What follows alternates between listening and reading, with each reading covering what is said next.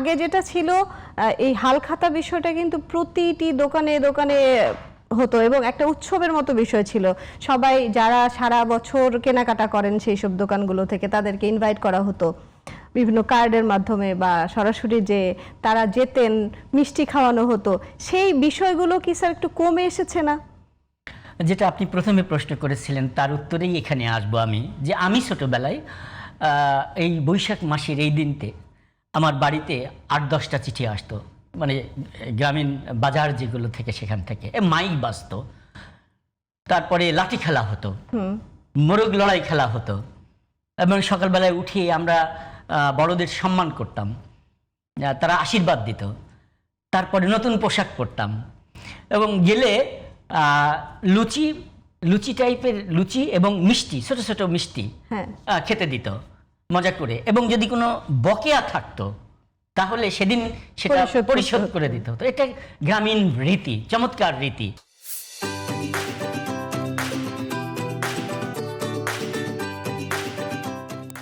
তো আমার ছোটবেলাতে এই ধরনের অভিজ্ঞতা অনেক, যে খেলতে পারতাম, ওখানে লাঠি খেলা হয়, ওখানে এই যে দড়িয়া বান্ধা খেলা হয়, মেয়েদেরও অনেক খেলা হয়, নৌকা বাইচ হয়, গ্রামে গরুর গাড়ির দৌড় হয়, এসব দেখবার এবং আনন্দ উপভোগ করবার আমার সুযোগ হয়েছে। কিন্তু এখন এসে আসলে আমরা যে গ্রাম দেখেছি সেই গ্রাম যদি ৩০ বছর আগের গ্রাম বলে থাকি, ছোটবেলার গ্রাম বলে থাকি, সেই গ্রামেরই একটা পরিবর্তন হয়েছে সংস্কৃতির।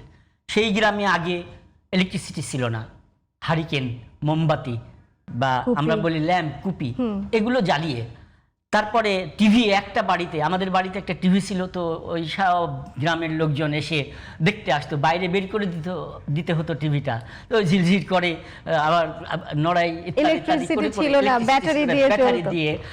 তো এরকম একটা পরিস্থিতির যে পরিবর্তন ক্রমবিকশমান হয়েছে সংস্কৃতি ঐতিহ্যের মধ্যে দিয়ে, খাদ্যাভ্যাসের মধ্যে দিয়ে, ঘুমোতে যাওয়ার অভ্যাসের মধ্যে দিয়ে, ফসল আবাদ করার মধ্যে দিয়েও অনেক কৃষক এখন জমি বর্গা দিয়ে দেয়, তারা নিজেরা ফসল আবাদ করে না কিংবা পড়ে থাকে, তারা অন্য পেশায় চলে আসে।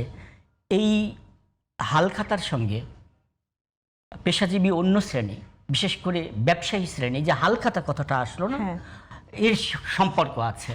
তো দেখা গেল যে কৃষকই একসময় ব্যবসা শুরু করলো এবং তার ছেলে মেয়ে লেখাপড়া শিখে অনেক ভালো কিছু করছে, তারা ওই কৃষক যে ফসল উৎপাদন করা ইত্যাদি এগুলো ছেড়ে দিয়েছে। এই যে পরিবর্তন, সেই কারণেই এরাই চলে এসছে নগরে। হয়তো গ্রামের মানুষটা পৌরসভায়, পৌরসভার মানুষটা জেলা শহরে, জেলা শহরের মানুষটা ঢাকা শহরে বা বিভাগীয় শহরে, তারা এসে এখানকার কালচারের সঙ্গে দুটো, একটা হলো এডুকেশন, শিক্ষা ব্যবস্থার মধ্যে দিয়ে যেটা শিখেছে, অন্যান্য আধিপত্যকারী যে সকল সাংস্কৃতিক আছে সেটার একটা প্রভাব স্বভাবতই বাচ্চাদের মনের মধ্যে থাকে, সেটার কালচার। এবং বর্তমান সময়ের যে গতানুগতিক ধারায় আমি অবলম্বন করে এসেছিলাম, ওই যে নস্টালজিক থেকে, যে এইভাবে করতাম, এইরকম শাড়ি পরতাম, এরকম পাঞ্জাবি পরতাম, এইভাবে মিষ্টি খেতাম, এইভাবে বন্ধুদের সঙ্গে, এর একটা সংমিশ্রণ ঘটেছে। তবে কমে গিয়েছে এটা না, গ্রামেও এখনো এটা খুব সিরিয়াসলি সুন্দর করে পালন করা হয়।